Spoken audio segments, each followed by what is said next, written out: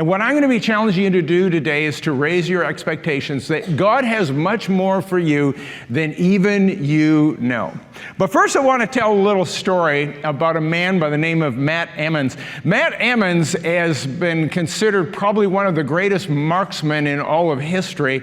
He's one of the most decorated medals. Here's a picture of him. He's a U.S. shooting team. He's just covered with medals that he's won in pretty much every event that he ever went into.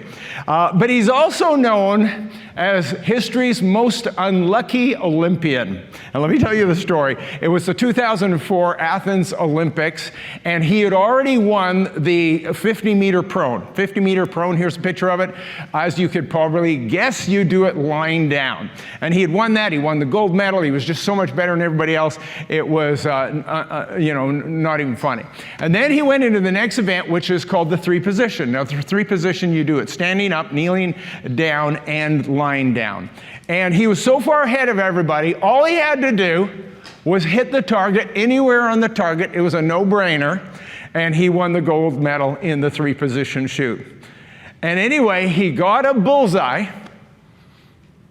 on the wrong target.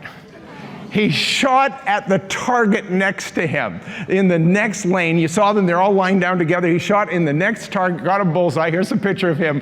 What? He can't believe it. And so he ended up in 8th and out of the medals in this, and people couldn't believe it, and they thought, wow, that was bad luck. 2008, it's the Beijing Olympics. He's in the three position once again, and he thinks to himself, whatever happens, I am not shooting the wrong target.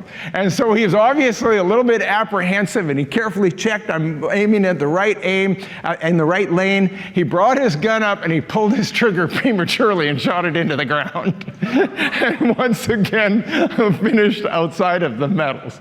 And here's my point in all of this. You know what the greatest tragedy in life is, I think? When people aim at the wrong target and get a bullseye. I mean, how many people do you know that when you look at their life, you think they're aiming at the wrong targets in life?